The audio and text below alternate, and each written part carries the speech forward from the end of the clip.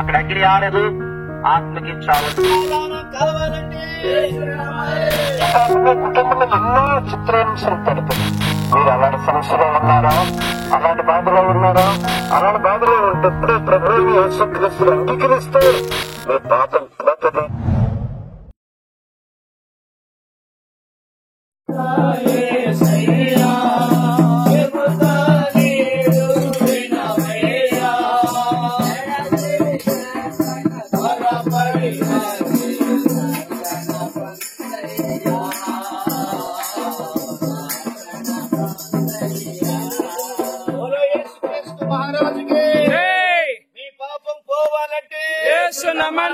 సమాధానం కావాలంటే, నెమ్మది కావాలంటే, పరలోకం చేరాలంటే యేసుక్రీస్తు మహారాజుకే జై. ఏ పాపి మరొక పాపిని రక్షించలేడు. గుడ్డివాడికి త్రోవ ఎలా చూపగలడు? చూపలేడు. కనుక ఈ పాపి అయిన మానవుణ్ణి రక్షించాలంటే పాపము లేని వారు కావాలి, పరిశుద్ధులైన వారు కావాలి. అలా పాపము లేని వారి లోకంలో ఎవరున్నారంటే ఎవరు లేరు. దేవుడు ఒక్కడే పాపము లేనివాడు, దేవుడు ఒక్కడే పరిశుద్ధుడు. ఆ పరిశుద్ధుడైన దేవుడు, పాపము లేని దేవుడు 2025 సంవత్సరాల క్రితం కన్యమరియ గర్భమందు యేసు అను నామములో ఈ లోకానికి దిగి వచ్చారు. యేసు అనగా రక్షకుడు. తన ప్రజలను వారి పాపముల నుండి ఆయనే రక్షించును. గనుక ఆయనకి యేసు అనే పేరు పెట్టబడింది. యేసు ప్రభు వారి లోకంలో ఆయన జీవించినప్పుడు కుంటివారికి కాళ్ళు, గుడ్డివారికి కళ్ళు ఇచ్చారు, చనిపోయిన వారిని తిరిగి లేపారు. వీళ్ళుగా ఎన్నెన్నో అద్భుతాలు, ఆశ్చర్యకార్యాలు యేసు ప్రభు వారు చేశారు. మనుషులందరి పాపాల కొరకు ఆయన శిలువలో రక్తం కార్చి చనిపోయి సమాధి చేయబడి 3వ దినాన సమాధిని గెలిచి తిరిగి లేచారు.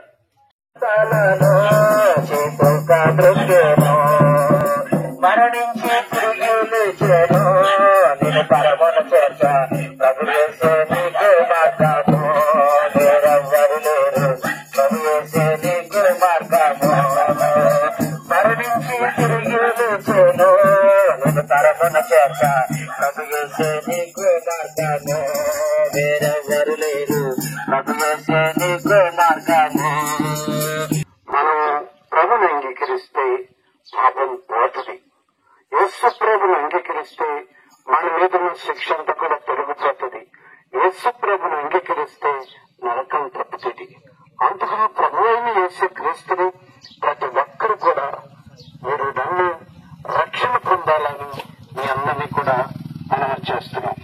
ఒకవేళ మీరు అనుకోవచ్చు, ఎన్నో పుణ్య కార్యాలు చేస్తున్నాం, ఎన్నో మంచి కార్యాలు చేస్తున్నాం, పాపం పోటానికి ఎన్నో బలుడిస్తున్నాం అని అనుకోవచ్చు. కానీ ఎన్ని చేసినా మన గ్రామంలో మంచివారు, మంచి కుటుంబాలు అని చెప్తారు, కానీ పాపం మాత్రం మనం వదిలిపోదు. ఆ పాపమే మన ప్రాణం తీసేస్తుంది, ఆ పాపమే మనశ్శాంతి లేకుండా చేస్తుంది, ఆ పాపమే కుటుంబంలో ఎన్నో చిత్రాంశాలు పెడుతుంది. అందుకు మీరు అలాంటి సమస్యలో ఉన్నారా, అలాంటి బాధలో ఉన్నారా? అలాంటి బాధలో ఉంటే ప్రభువుని యేసుక్రీస్తుని అంగీకరిస్తే మీ పాపం పోతుంది. అప్పుడు మనశ్శాంతి కలిగి ఉంటుంది, మంచి ఆరోగ్యం కలిగి ఉంటుంది. అప్పుడే దేవుడు మీ కుటుంబంలో అద్భుతాలు చేస్తాడు. అందుకే ప్రభువుని యేసుక్రీస్తుని ప్రతి ఒక్కరు కూడా మీరు అంగీకరించాలని మీ అందరినీ కూడా మనం చేస్తున్నాం. ఆయన ప్రేమను మీరు తెలుసుకున్నారా? గురించి ఎప్పుడైనా విన్నారా? ఆయన ప్రేమను మీరు తెలుసుకున్నారా?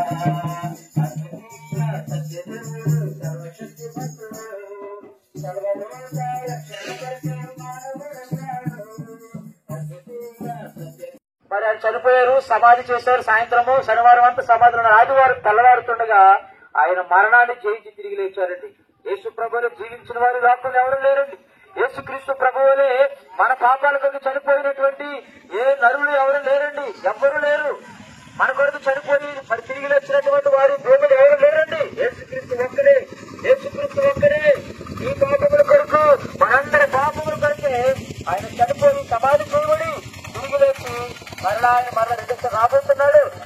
ఈ మాటలు ఎవరైతే వింటున్నారో వారందరూ కూడా యేసుక్రీస్తు ప్రభువుని మరి ఒప్పుకొని పాపాలు విడిచిపెట్టి ఆయన రక్షణ పొందాలని ప్రేమతో మీకు ఈ మాటలు మనం చేస్తున్నాము. అందుకు ప్రభు అంటున్నారు, ప్రయాసపడి పాపభారం సమస్త ప్రజలారా నా యొద్దకు రండి, మీకు విశ్రాంతిని ఇస్తున్నాను. ఈ రోజున మానవుడు పాపములను జీవిస్తున్నాడు. అయితే ప్రియమైనటువంటి ప్రజలారా, మీ పాపములు కొరకు యేసు ప్రభు చనిపోయారండి. మీ పాపములు కొరికిన సమాధి చేపట్టారు. మరలా మీకు నిత్య జీవనం ఇవ్వడానికి ఆయన సమాధి నుంచి తిరిగి లేచారండి. రక్షింపా యేసు ప్రభువే లోక రక్షకుడు, వేరెవ్వరు లేరు. పాపులైన మనలా రక్షింపా, వేరెవ్వరు లేరు. పాపులైన మనలా రక్షింపా. కానీ ఆయనలో పాపములను ఎవరూ చూపించలేకపోయారు. ఆయనలో పాపం లేదు. ఆయన తన యవ్వన కాలమందు పరిశుద్ధ రక్తాన్ని ఈ భూమిలో చిందించారు. రక్తము చిందించకుండా పాపక్షమాపణ కరుణలు. అది పరిశుద్ధ రక్తమై ఉండాలి, పవిత్రమైనదై ఉండాలి. ఆ పరిశుద్ధ రక్తము, పవిత్రమైన రక్తము ఎవరిలో లేదండి, వీటిలో కూడా లేదు. కేవలము యేసు క్రీస్తు ప్రభువులో మాత్రమే ఆ పరిశుద్ధ రక్తం ఉన్నది. ఇప్పుడు ఆ యొక్క పరిశుద్ధ రక్తము మన ప్రతి పాపం నుంచి మనల్ని పవిత్రంగా చేస్తుంది. మన పాపం పోవాలంటే మందు యేసు రక్తం.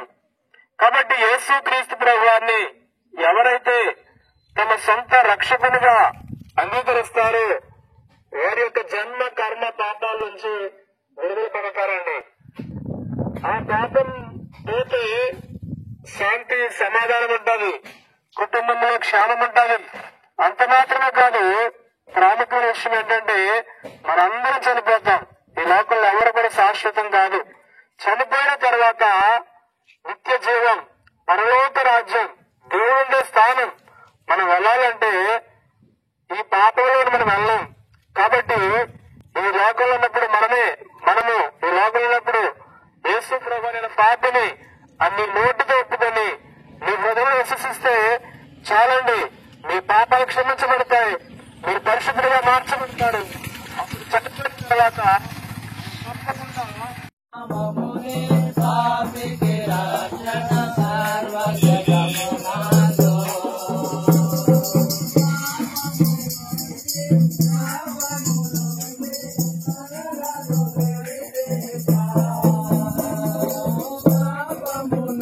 కానీ ఇలాగే మరి యేసు ప్రభు గురించి ఇలాగే వాక్యం చెబుతూ కరపత్రికలు పంచుతున్నప్పుడు ఆ పత్రికలు మరి చదివినప్పుడు తెలిసింది నేను పాపినని. పిల్లారా, నేను పాపినని తెలిసింది, నా పాపాలు క్షమించబడతాయి. ఆలోచన చేసినప్పుడు యేసు రక్తమే ప్రతి పాపలను విడిపిస్తున్న సత్యాన్ని తెలుసుకున్నాం. యేసు క్రీస్తు ప్రభుని సొంత రక్షకుడిగా అంగీకరించాం. నాటి నుంచి నేటి వరకు ఆయన మాటలో జీవిస్తున్నప్పుడు ఎంతో నెమ్మది కలిగి జీవిస్తున్నాం. పిల్లరా, ఎప్పుడు ఎక్కడెక్కడలా చనిపోయినా ఆయన రాజ్యంలో ఉంటామన్న నిశ్చిత కలిగి మేము బ్రతుకుతున్నాం. కాబట్టి మా పాపాలు క్షమించమని, మా పాపాలు క్షమించగలిగిన ఏకైక దేవుడు యేసు క్రీస్తు ప్రభువారని ఈ మధ్యన కలసాలను మేము ఖండిస్తున్నాం. కాబట్టి ఈ మాటలు పెడచలు పెట్టద్దు, మాకు కాదలే ఆయన దయచేసి పెడచలు పెట్టద్దు. ఈ మాటలు మీకోసమే. పిల్లరా, పాపం నుండి పాపంలో జీవిస్తూ ఉంటే మనకు నెమ్మది ఉండదు, శాంతి ఉండదు. అలా మనం చనిపోయిన తర్వాత కూడా మరి నిత్య నరకాగ్నిలో పడి యాత్ర పడవలసిన మరి అవసరం ఎంతో ఉంది. కాబట్టి ఆ నరకం నుండి తప్పించబడాలి, పరలోక రాజ్యానికి వారసులు కావాలంటే ఈ భూమి మీద ప్రాణంతో ఉండగానే యేసు క్రీస్తు ప్రభువును సొంత రక్షకుడిగా మీరు అంగీకరిస్తే గనక పాపాలు క్షమించబడతాయి, పరలోక రాజ్యానికి వారసులుగా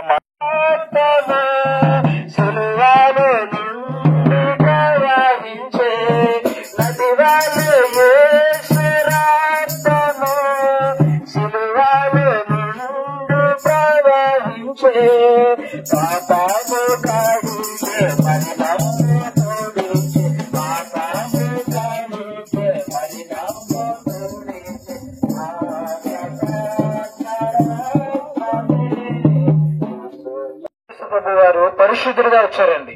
ఆయన జన్మలో పాపం లేదు, ఆయన జీవించిన జీవితకాలంలో పాపం లేదు, ఆయన మరణంలో కూడా పాపం లేదండి. అటువంటి పరిశుద్ధుడైన యేసుక్రీస్తు ప్రభు ఒక్కరే మానవుల పాపాలన్నిటి నుండి విడిపించి మానవుని రక్షించగలవాడండి. మరి పాపాలుంటే ఏమవుతుంది అంటేనండి, చూడండి, లోకంలో ఎవరైనా చెడ్డ పనులు చేసేవారు ఏదైనా ప్రమాదానికి గురైనా లేకపోతే ఏదైనా వ్యాధి చూకినా మనం అంటాం ఇతని పాపాలు ఇతను పట్టుకున్నాయి, ఇతని పాపాల వల్ల శిక్ష అనుభవిస్తున్నాడని. చూడండి, మనిషి లోకంలో చేసిన పాపాలు ఎదుటి వారిని ఏం చేస్తుందండి? రోగాలకి గురి చేస్తూ ఉన్నాయి. మరి లోకంలో జీవించినప్పుడు రోగాలకి గురి చేయడమే కాదండి, ఈ లోకం విడిచిన తర్వాత పరలోకానికి వెళ్ళాలండి. ఎందుకంటే ప్రతి మానవుని దేవుడు నిర్మించాడు. మానవుడు మరణించిన తర్వాత వచ్చిన స్థలానికి వెళ్ళాలి. ఆ స్థలానికి వెళ్లకుండా నిత్య అగ్ని గుండానికి పంపిస్తా ఉన్నదండి. భూలోకంలో మనిషి పాపాలు ప్రతి ఒక్కరిని నిత్య అగ్నిగుండానికి పంపిస్తూ ఉన్నాయండి.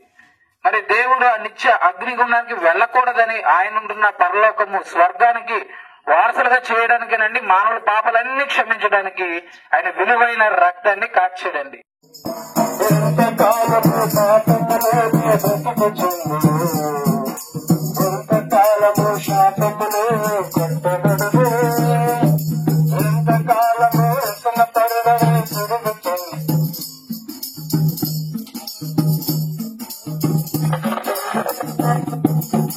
మానవులందరినీ కూడా ప్రేమిస్తున్నటువంటి దేవుడు, ప్రేమించి మానవుని యొక్క స్థితి అంతటిని కూడా గమనించాడు ఆయన. ఎందుకంటే మనుషులందరూ కూడా పాపము చేసి దేవుడు అనుగ్రహించేటువంటి మహిమను పొందలేకపోతా ఉన్నారు. మానవులండి జన్మతోనే పాపులు. పాపమైన ఆలోచన ప్రతి మానవులోనూ కూడా ఉంది. పాపము ద్వేషం అనేది ప్రతి ఒక్క వ్యక్తిలోనూ కూడా అది వెళ్తా ఉంది. అటువంటి పాపము ద్వారా మానవుడు నిత్య నాశనానికి వెళ్ళిపోతా ఉన్నాడు. ఎందుకంటే బైబిల్ అంటా ఉంది, పాపం వల్ల వచ్చేటువంటి జీతము మరణము. అయితే ఈ పాపం వల్ల వచ్చే జీతమైన మరణంలోనికి మానవుడు వెళ్ళిపోతూ నశించిపోతూ తన జీవితాన్ని నాశనం చేసుకుంటా ఉన్నాడు. అయితే దేవుడు అటువంటి పాపం వల్ల వచ్చే నరకానికి వెళ్ళిపోవడం దేవుడికి ఇష్టం లేక ఆయన కుమారుడు యేసుక్రీస్తు ప్రభువుని భూమి మీద పంపించారు. ఈ దినాన్న మనుషుడు ఏ పాపంలోకి వెళ్ళిపోతున్నాడో ఆ పాపం నుంచి విడిపించబడాలని, తప్పించబడాలని అనేకమైన ప్రయత్నాలు ఈ భూమి మీద మానవుడు చేస్తా ఉన్నాడు. అయా దాన ధర్మాలు చేస్తా ఉన్నాడు, పుణ్యకార్యాలు చేస్తా ఉన్నాడు, ఆయా విధాలుగా భక్తి మార్గాలు ముందుకు వెళ్తున్నాడు. కారణం ఏంటంటే పాపం నుంచి విడిపించబడాలి. అయితే పాపం పోయిన రుజువు ఏ మానవునికి కూడా దొరకట్లేదు. కారణం ఏంటంటే బైబిల్ చెప్తా ఉంది, పాపం పోవాలంటే రక్తం చెందించబడాలి. ఆ రక్తము కూడా పరిశుద్ధమైన రక్తం కావాలి. అయితే దినాన్న మీకు చెప్తున్న ఒక మంచి శుభవార్త ఏంటంటే, మీరు ఆ పాపముల కొరకై కల్వరి శిలువలో పరిశుద్ధమైన రక్తం చెందించినటువంటి ఏకైక దేవుడు యేసుక్రీస్తు ప్రభువారండి. అందుకే యేసుక్రీస్తు ప్రభువారు ఆయన శిలువ వేయబడ్డాడు. ఆయన రక్తాన్ని మనుషులందరి యొక్క పాపాల కొరకై కల్వరి శిలువలో కార్చారు.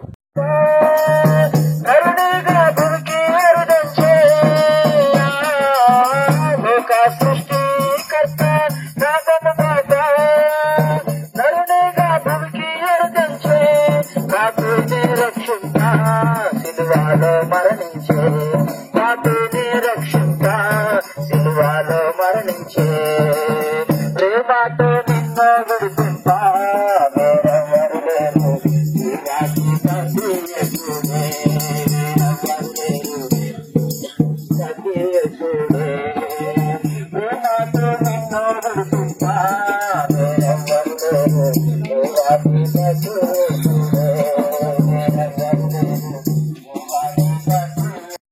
పరలోక రాజ్యములకు చేరుస్తాడు. అక్కడ నిత్య జీవములది, అక్కడ ఏడ్పు ఉండదు, అక్కడ దుఃఖం ఉండదు, నిత్యము సంతోష గానాలతో మనం ప్రభుని యేసుక్రీస్తు వద్దకు మనం చేరుతాం. మరి మనం ఏం చేయాలి?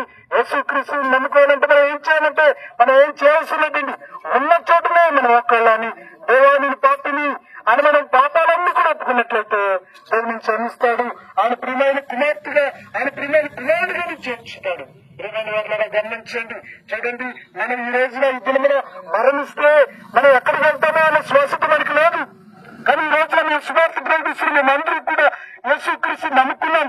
ఈ రోజు దినమున మేము మరణిస్తే మేము పరలోక రాజ్యానికి వెళ్తాం, దేవుని వద్దకు వెళ్తాం, నిత్య రాజ్యానికి వెళ్తాం. నాకు నిశ్చిత మాలో ఉన్నది. మరి ఈ రోజు మేము మరణిస్తే ఎక్కడికి వెళ్తాం అన్న విషయం మీకు తెలుసా? కాబట్టి యేసే మార్గము, జీవము, ఆయన సత్యములు అన్నాడు. ఆయన మార్గంలో వెళితే ఆయన తండ్రి వద్దకు మనం కూడా తీసుకువెళ్తాడు. నిత్య జీవానికి మనం చేరుస్తాం.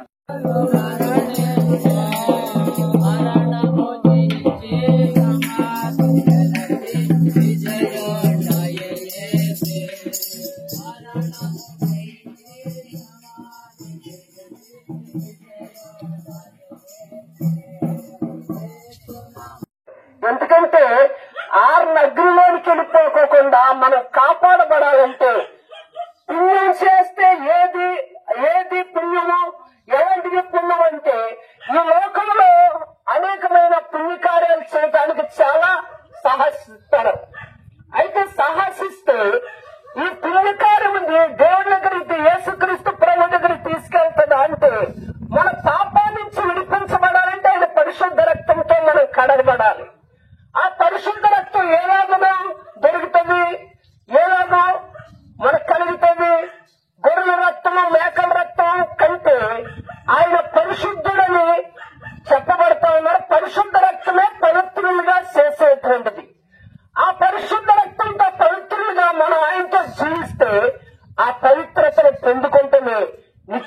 లోకాల్లోనికి వెళ్తానండి.